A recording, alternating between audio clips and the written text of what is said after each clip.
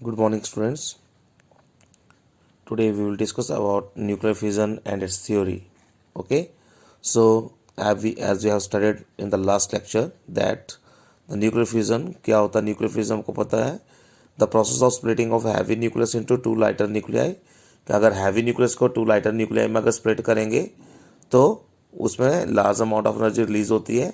उसका ये आपके पास रिएक्शन था. This is the thermal neutron 0 and 1, and if it is bombarded with the uranium isotope, that is 92 uranium 235, okay, then it will captured by this uranium isotope, so it becomes 92 uranium 236. Now its excitation energy is more than this original uranium atom, so it becomes unstable and it starts splitting into two parts. तो यहाँ पे दो parts में split हो जाएगा. एक part बनेगा 56 barium 141, second part बनेगा 36 क्रिप्टॉन 92. सो यहाँ पे दो पार्ट्स बनेंगे विद अमाउंट ऑफ एनर्जी. यहाँ पे एनर्जी रिलीज होगी और यहाँ पे 3 न्यूट्रॉन्स निकलेंगे 0 and 1 0 and 1 0 and 1. तो जो 3 न्यूट्रॉन निकल रहे हैं ये फर्दर फ्यूजन कर सकते हैं आगे. सो ये प्रोसेस चलता रहता है. इसको हम बोलते हैं चेन रिएक्शन. ओके, सो ये आपके पास आता है चेन रिएक्शन. अब इसमें थ्योरी आती है. थ्योरी पार्ट में क्या आएगा, देखो थ्योरी पार्ट में बता रहा है nuclear fission was explained bye Bohr and wheeler. Okay, these are the name of the scientist Bohr and Wheeler. So they used the liquid drop model of the nucleus. Liquid drop model use किया. According to the liquid drop model, the nucleus is a drop of incompressible charged nuclear liquid. ठीक है.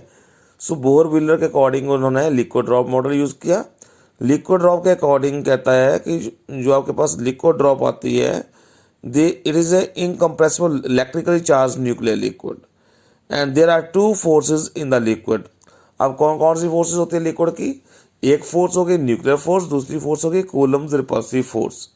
सो nuclear force जो है it tends to keep the spherical shape of the nucleus. अगर nuclear force greater है so जो nucleons है with in the nucleus रहेंगे. सो उसकी जो शेप है वो प्रॉपर रहेगी, उसी स्पाइरल शेप को बरकरार रखेगा. And on the other hand Coulomb's repulsive force tends to destroy the shape of the nucleus. अगर कूलम्स रिपल्सिव फोर्स अगर ग्रेटर होगी तो वो शेप इसकी न्यूक्लियस की शेप को डिस्ट्रॉय करेगा. Okay, so if Coulomb repulsive force is greater than nuclear force then it will destroy the nucleus and it will split into two parts. The shape of the nucleus remains spherical as long as nuclear force balances the Coulomb repulsive force. अब देखो दो तरह की force थी. एक थी आपके पास जो न्यूक्लियस को स्फेरिकल शेप में रखती है, दूसरी फोर्स है जो इसको टू पार्ट्स में स्प्लिट कर देती है. मीन्स इसको स्फेरिकल शेप नहीं रहने देती है, इसको टू पार्ट्स में स्प्लिट कर देती है. तो वो उसको बोलते हैं कोलम रिपल्सिव फोर्स. अगर न्यूक्लियस अपने स्फेरिकल शेप में बरकरार है तो उसको बोलेंगे न्यूक्लियर फोर्स उसकी ज़्यादा है. अगर कोलम रिपल्सिव फोर्स ग्रेटर हो जाती है then it will start splitting into two parts. Okay, so the shape of the nucleus remains spherical as long as nuclear force balances the Coulomb repulsive force. जब तक ये बैलेंस करती रहेगी nuclear force Coulomb repulsive force को, तब तक ये उसकी शेप जो है स्फेरिकल बनी रहेगी. देन उसके बाद आता है when the nucleus is bombarded with a neutron. Okay, ये आपके पास जो एग्जांपल दी थी ये वाली, when nucleus is bombarded with neutron, thermal neutron के साथ बम्बार्डमेंट करेंगे तो क्या होगा, the neutron is captured by the nucleus. तो मैंने आपको पहले बताया था यहाँ पे जैसे न्यूट्रॉन इसने कैप्चर कर लिया 92 यूरेनियम 236 बन गया. पहले यहाँ पे 235 था, 236 बन गया. सो न्यूक्लियस जो है इसने कैप्चर कर लिया.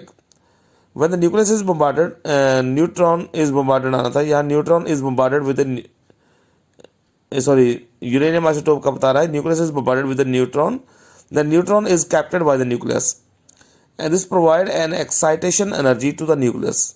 अब इसकी जो एनर्जी है एक्साइटेशन एनर्जी को इंक्रीज करेगी. This excitation energy favours the Coulomb's repulsive force. Means excitation energy ज़्यादा होगी तो वो डिस्ट्रॉय करेगी spiral shape of the nucleus को, वो कूलम्स रिपल्सिव फोर्स को सपोर्ट करेगी and tends to destroy the spiral shape of the nucleus. As a result of this the oscillations are set up within the nucleus. अब result क्या आता है आपके पास, अगर कूलम्स रिपल्सिव फोर्स को ये सपोर्ट करती हैं तो ये आप जो ऑसिलेशंस हैं इसके कारण जो न्यूक्लियस है वो टू पार्ट्स में स्प्लिट होना शुरू हो जाएगा. The shape of the nucleus becomes dumbbell shape, ऐसे शेप बनेगी, this is the dumbbell shape, shape change होना शुरू हो जाएगी, ठीक है, before splitting it becomes a dumbbell shape. If the excitation energy is large enough, then the Coulomb repulsive force pushes the two balls apart. अगर बहुत ज़्यादा Coulomb repulsive force होगी तो इस तरह से दो पार्ट्स में स्प्लिट हो जाएगी. Coulomb repulsive force को टू पार्ट्स में स्प्लिट कर देगी. Okay, and if the excitation energy is not enough, the nucleus simply emit gamma rays. अगर बहुत ज़्यादा नहीं है आपके पास कूलम रिपल्सिव फोर्स तो सिंपली वो गामा रेज को एमिट करेगी, वहाँ से सिंपली सिर्फ गामा रेज निकलेंगे और कुछ नहीं निकलेगा. Gamma rays of energy equal to the excitation energy, और गामा रेज की जो एनर्जी होगी वो एक्साइटेशन एनर्जी के इक्वल होगी. This process is called as radioactive capture. Radioactive capture means when we bombard the neutron with the nucleus, so it will captured by the nucleus and its excitation energy increases. So इसको बोलते हैं हम radio active capture.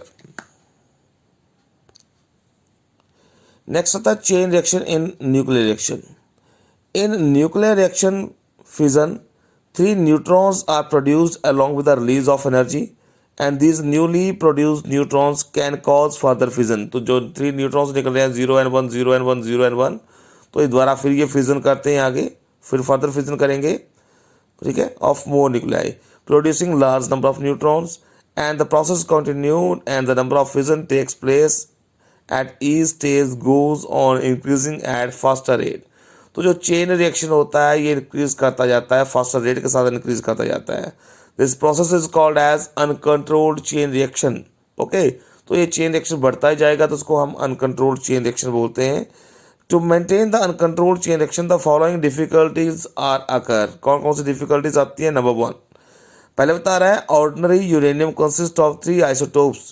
3 isotopes होते हैं 92 uranium 238, 235 and 236 and 92 uranium 235. सो उसमें बता रहा है जो 238 आता है इट इज़ इन अबंडेंस, बहुत ज़्यादा मात्रा में हमारे पास मिलता है ये. Uranium 236 is rare and is about 0.7%. Okay, so 92 uranium 238 isotope can be fissioned only by the fast moving neutrons. So 238 neutron जो आ रहा है 92 uranium 238 आइसोटोप बता रहा है it can be fissioned only by fast moving neutron. तो सिर्फ fast neutron का साथ ये फिजन कर सकता है, अदरवाइज नहीं. Okay, in order to provide 1 mega electron volt and more, the neutron having low energy are absorbed by 92 uranium 238. So fast moving neutron के साथ ही ये फिजन कर सकता है. अगर कम एनर्जी के न्यूट्रॉन्स होंगे तो उसको एब्जॉर्ब करेगा and hence chain reaction can not be sustained, उसमें चेन रिएक्शन सस्टेन नहीं करेगा. Number 2 92 uranium 235 can be fissioned by even slow neutrons. To sustain chain reaction 92 uranium 235 is spotted from the ordinary uranium. Uranium 92 235 so obtained is known as enriched uranium. तो सबसे कम का जो uranium होगा वो 235 होता है, तो ये फिजनेबल मटेरियल होता है. It is obtained and is known as enriched uranium which is fissionable material and the fission of enriched uranium is possible with the fast and slow neutrons and hence chain reaction can be sustained. तो देखो 92 uranium 235 जो है it can fission, दोनों के साथ fission कर सकता है ये, फास्ट मूविंग न्यूट्रॉन का साथ भी और स्लो न्यूट्रॉन का साथ भी.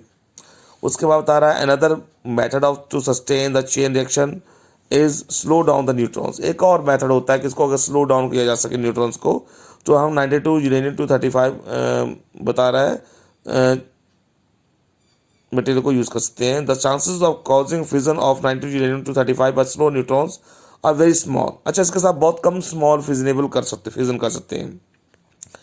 एंड हैंस दीज न्यूट्रॉन, देखो ये वाला तो ये सिर्फ फास्ट मूविंग न्यूट्रॉन के साथ फिजन करता है. Hence these neutrons are available for fission of 92 uranium 235 isotope. जो स्लो न्यूट्रॉन्स होंगे वो 235 के साथ ही फिजन कर सकते हैं. The fast neutrons can be slow down by certain moderators material called moderators. अब होता क्या है कि जो फास्ट मूविंग न्यूट्रॉन्स हैं उनको स्लो किया जाता है बाय यूजिंग मॉडरेटर्स. अब मॉडरेटर्स कौन कौन से आते हैं? ग्रेफाइट मॉडरेटर आता है, हैवी वाटर मॉडरेटर आता है. So by using this moderator we can slow down the neutrons, fast moving neutrons. The neutrons emitted having fissions are very fast and they travel a large distance before being slowed down. Okay, so this is all about the uncontrolled chain reaction. In the next lecture, we will discuss about the controlled chain reaction, okay, and nuclear fusion. Thank you very much.